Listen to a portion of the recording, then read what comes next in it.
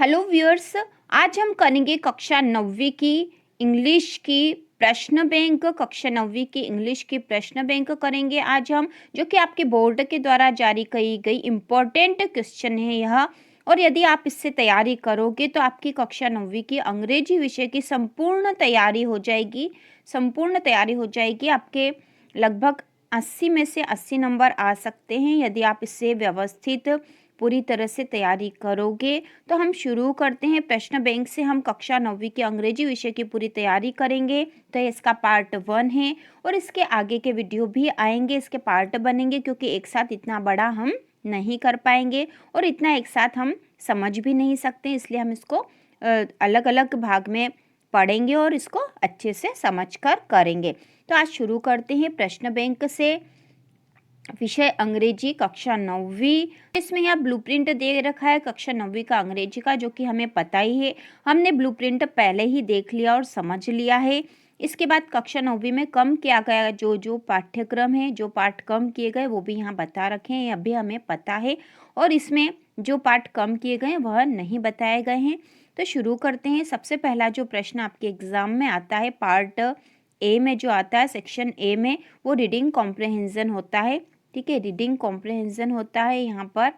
ठीक है, इसमें 2 अनसीन पैसेज होते हैं, 2 अनसीन पैसेज जो कि 5-5 नंबर के होंगे क्वेश्चन 1 एंड क्वेश्चन 2 में, और कुल 10 नंबर का है रीडिंग कॉम्प्रहेंजन वाला अनसीन पैसेज। कुल 10 नंबर के आएंगे, जो कि बहुत महत्वपूर्ण प्रश्न होंगे आपके लिए। तो यहाँ पे जो पहला प्रश्न दे रखा है, ठीक है, read the following passage and answer the question on the basis of comprehension of the passage. ठीक है, तो यहाँ पे पैसेज को रीड करके हमें यहाँ पर इन प्रश्नों के उत्तर हमें देने हैं। तो शुरू करते हैं। यहाँ पर जो पैसेज दे रखा है ये आपके ब्रिज कोर्स से है। यदि आपने पहले भी हमारा वीडियो देखा होगा तो उसमें यह पैसेज हमने पहले भी बता रखा, और यह इम्पोर्टेंट है आपके जो त्रैमासिक एग्जाम में यह पैसेज आया था। तो शुरू करते हैं। Lalita sowed some tomato seeds in her garden. Lalita ने कुछ टमाटर के सीड्स मीन्स बीज अपने गार्डन में बोए। The seeds grew into little plants after a few days. बीज छोटे पौधों में बदल गए कुछ दिनों के बाद। She removed every weed. ठीक है, वीड मतलब खरपतवार, जो अवांछित घास उग गई है। तो शी रिमूव्ड एवरी वीड, उसने हर खरपतवार को निकाल दिया। She never allowed any insect near her pet plant. उसने अपने पौधों के पास किसी भी इंसेक्ट को, मतलब जानवर को, नहीं आने दिया। When the days were hot, जब गर्म दिन थे, शी वाटर्ड द प्लांट। उसने गर्मी के दिनों में पौधों में पानी दिया। She put compost under the plants. Compost मतलब खाद, उसने पौधों में खाद दिया। The flowers grew and became big. फूल, फ्लावर्स मतलब फूल उगे और वह बड़े हुए। The tiny green tomatoes began to show. अब वहां पर छोटे हरे टमाटर दिखाई देने लगे। Lalita and her sister watered the plants daily. Lalita और उसकी बहन पौधों को रोज पानी देती। A very large beautiful tomato grew in the plant. एक बहुत सुंदर लाल टमाटर पौधे पर उगा। हर फादर सेड, उसके पिताजी ने कहा, it is the finest tomato, यह सबसे अच्छा टमाटर है। आई हैव एवर सीन, मैंने अब तक जो देखा उनमें यह सबसे अच्छा टमाटर है। द सिस्टर्स वेयर हैप्पी, बहनें बहुत खुश थी। तो अब इसके बाद यहाँ पर इस पैसेज के बाद यहाँ नीचे क्वेश्चन दे रखे, जिनके उत्तर हमें ऊपर पैसेज में से ही ढूंढकर देने हैं। तो यहाँ पर ऑब्जेक्टिव क्वेश्चन है, जिनके उत्तर देना बहुत आसान होंगे आपके लिए। तो इसमें जो प्रश्न पहला है, what did Lalita so in her garden. Lalita ने अपने गार्डन में क्या बोया था। तो इसका उत्तर पहली लाइन में है, Lalita sowed some tomato seeds in her garden. ठीक है, अब यहाँ ऑप्शन है प्लांट्स, सीड्स, ट्रीज या ग्रास। तो क्या उत्तर आएगा, सीड्स आएगा, क्योंकि यहाँ तो दे रखा tomato seeds in her garden. इसके बाद अगला है, व्हाट डिड शी नॉट अलो, उसने क्या अलो नहीं किया। तो इसका उत्तर भी यही है। यहाँ पे जैसे she removed every weed, she never allowed, ठीक है, ये रहा, she never allowed any insect near her pet plants.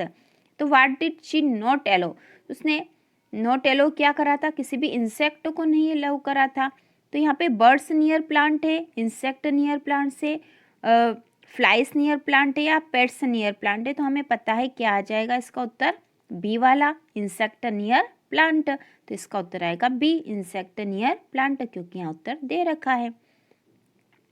इसके बाद अगला जो है वह है what did she put under the plant. What did she put under the plant, उसने पौधों में क्या डाला था, वाटर, कंपोस्ट, वीड्स, फ्लावर्स। तो उसने पौधों के अंदर क्या डाला था, यहाँ पे है। तो इसका उत्तर भी यहीं पे है, ठीक है। इसका उत्तर भी जब हमने पैसेज पढ़ा था तो हमें पता है, she put compost under the plants, ठीक है, she put compost under the plant. तो यहाँ आ जाएगा compost, she put compost under the plant. तो जब भी हम अनसीन पैसेज कर रहे हैं, अनसीन पैसेज करने का तरीका यह है कि आप पहले पैसेज एक बार पूरा अच्छे से पढ़ लो, उसके बाद जो नीचे क्वेश्चन दे रखे उन प्रश्नों को पढ़ो, यदि ऑब्जेक्टिव हो तो उसके आंसर भी देख लो कि क्या क्या ऑप्शन दे रखे हैं, और उनको देखने के बाद आप एक बार फिर से वह अनसीन पैसेज देख लो, तो आपको उनके उत्तर उसमें मिलते जाएंगे कि यह वाक्य या यह क्वेश्चन इस अनसीन पैसेज में कौन सी लाइन से लिया गया है, तो आपको उसका उत्तर भी मिल जाएगा। इसके बाद अगला है which of the following is similar in meaning to tiny. Which of the following is similar in meaning to tiny. तो टीनी जो शब्द यहाँ दे रखा है उसके सिमिलर मतलब समान अर्थ वाला यहाँ कौन सा है, इनमें से कौन सा है। तो यहाँ ऑप्शन दे रखे large, big, small and giant. तो यहाँ पे टीनी मतलब छोटा होता है, ठीक है, टीनी मतलब होता है छोटा, और यहाँ उत्तर आएगा स्मॉल, जिसका मतलब भी होता है छोटा। इसके बाद है वाई वेयर सिस्टर्स हैप्पी, बहनें क्यों खुश थी। तो ललिता और उसकी जो बहन बहुत खुश थी, और यहाँ पे यही प्रश्न है why were the sisters happy, बहनें क्यों खुश थी। Because flowers grew in their garden, उनके गार्डन में फूल उगे थे। Because a tomato grew in their garden, क्योंकि उनके गार्डन में एक टोमेटो उगा था। Because plants grew in their garden, क्योंकि पौधे उसके गार्डन में उगे थे। या फिर because their fathers was happy, क्योंकि उसके पिताजी खुश थे। तो यहाँ पे इसका उत्तर आएगा because a tomato grew in their garden, ठीक है, क्योंकि उसके गार्डन में जो है टोमेटो ग्रो हो गए थे, और उसके कारण उसके पिताजी भी खुश थे। यह भी था क्योंकि उसके पिताजी भी खुश थे, और इसी कारण उसका मेन कारण था कि टोमेटो ग्रे हो गए थे उसके गार्डन में। जो ललिता ने टोमेटो के सीड बोए थे उसको वो पानी दे रही थी, उसने कंपोस्ट भी डाला था, और उसके कारण जो टोमेटो ग्रो हो गए थे, इसलिए दोनों बहनें खुश थी। इसके बाद हम देखेंगे पैसेज नंबर 2, ठीक है, पैसेज नंबर 2। तो यहाँ पैसेज हम आपको डिटेल में इसलिए समझा रहे हैं कि हमें पैसेज को हल करने का तरीका भी आ जाना चाहिए कि उसके सॉल्यूशन हम कैसे निकालेंगे। अब हम पैसेज नंबर 2 देखेंगे। Necessity is Indeed the mother of invention. Necessity is Indeed the mother of invention, आवश्यकता आविष्कार की जननी है। When areas in the around Leh began to experience water shortage, ठीक है, जब लेह के आसपास का जो क्षेत्र है वाटर शॉर्टेज मतलब पानी की कमी उसमें आने लगी। Life didn't grind to a halt, लेकिन जीवन उस समय अचानक रुक नहीं गया। पानी की बहुत कमी हो गई थी लेकिन जीवन रुक नहीं गया। वाई, क्यों। Because Chewang Norphel, a retired civil engineer in the Jammu and Kashmir government, came up with the idea of artificial glacier। जीवन क्यों नहीं रुक गया पानी की कमी से, क्योंकि चेवांग नॉरफेल नामक जो व्यक्ति थे जो कि रिटायर्ड सिविल इंजीनियर थे जम्मू एंड कश्मीर गवर्नमेंट में, वो आए और उन्होंने एक आइडिया दिया आर्टिफिशियल ग्लेशियर का। आर्टिफिशियल ग्लेशियर का जो आइडिया दिया था उसके कारण जीवन नहीं रुका, उसके कारण पानी की पूर्ति हुई।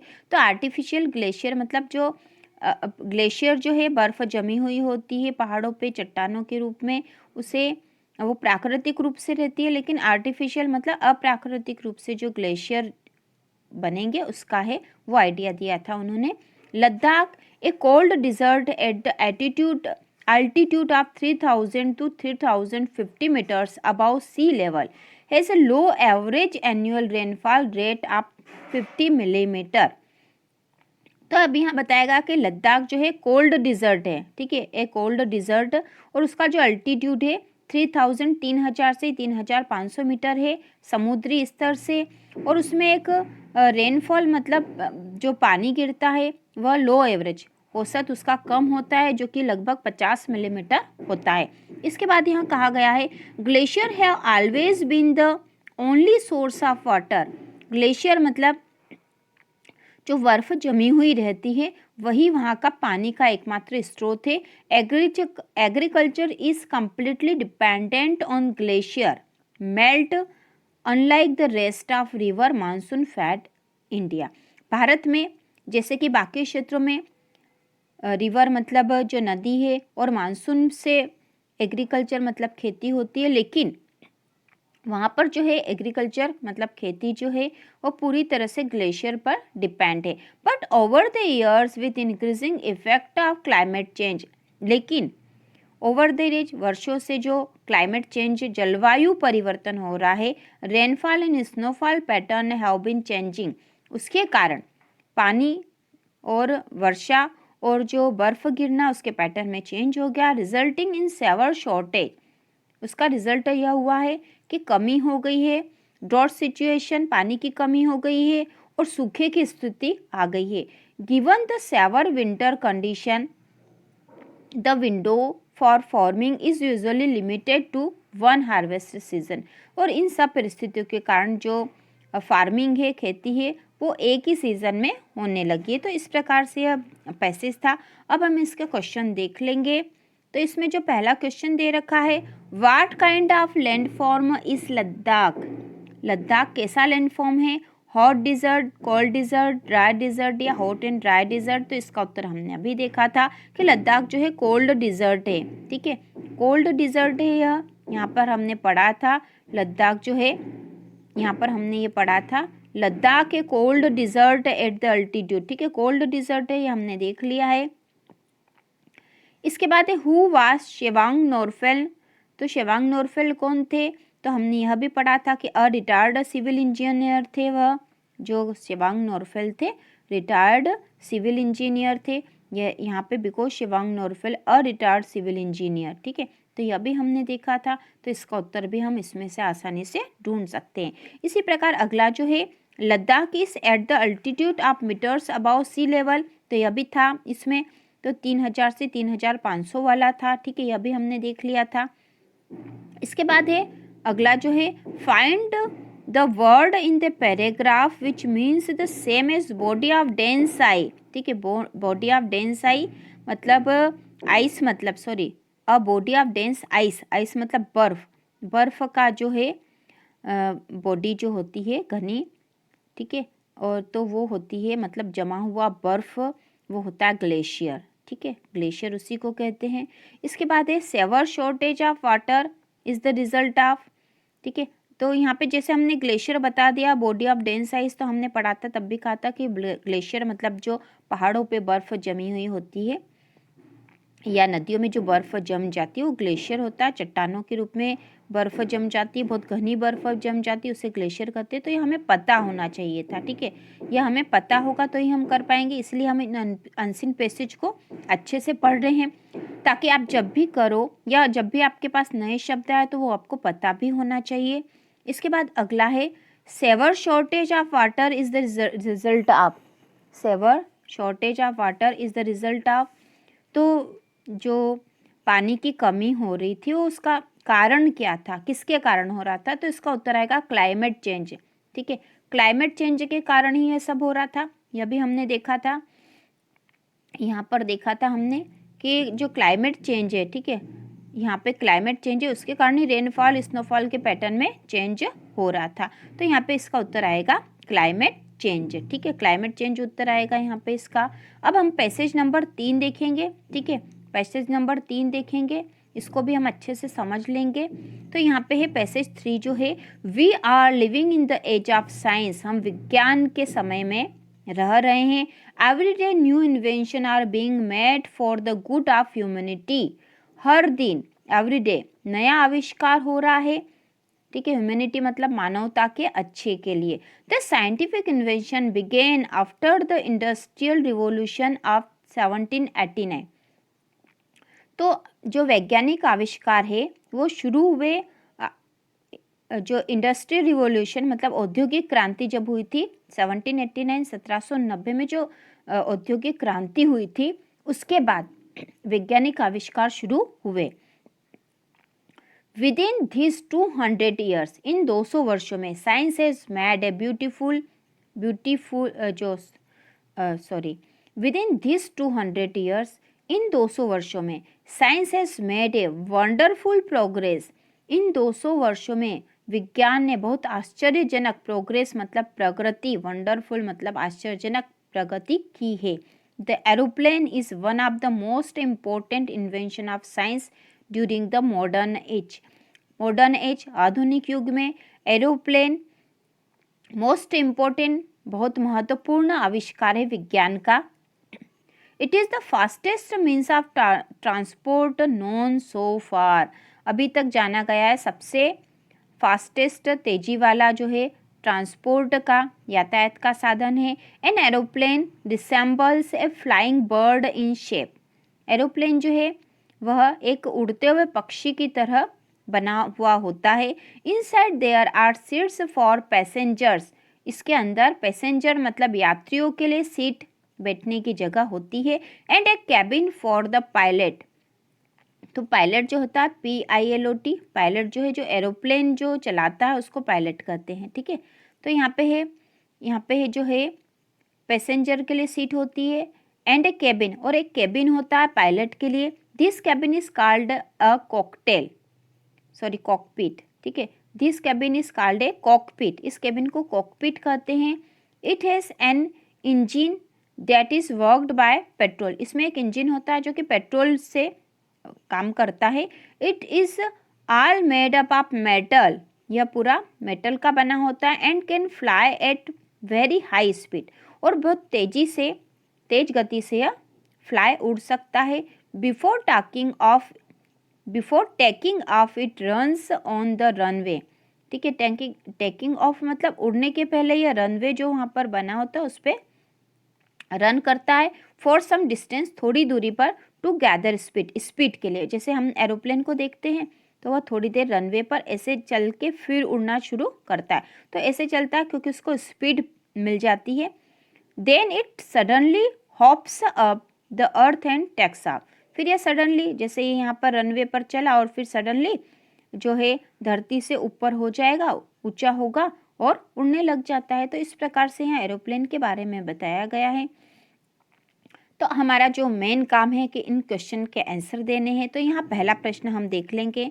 The scientific invention began after the industrial revolution of, तो यहाँ पे सन दे रखा था हमें। साइंटिफिक इन्वेंशन वैज्ञानिक आविष्कार शुरू हुए after the industrial revolution of, तो यहाँ हमें दे ही रखा है, यहाँ पे सन दे रखा था।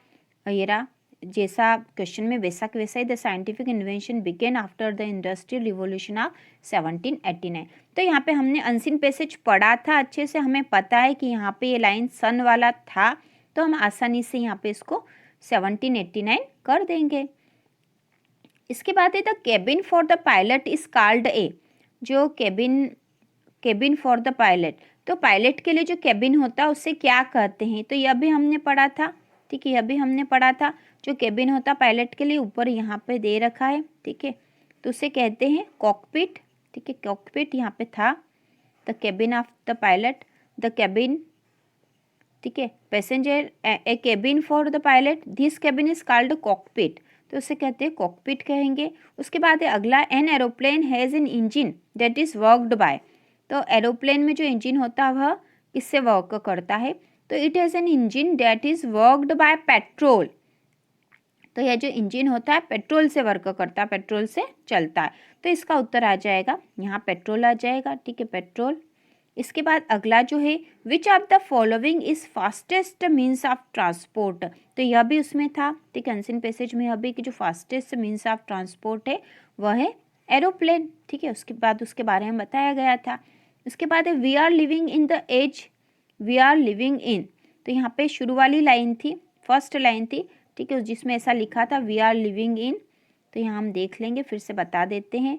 तो फर्स्ट जो लाइन थी, we are living in the age of science, ठीक है, सीधा यहीं से प्रश्न पूछा गया, पूरी के पूरी वो ही लाइन है।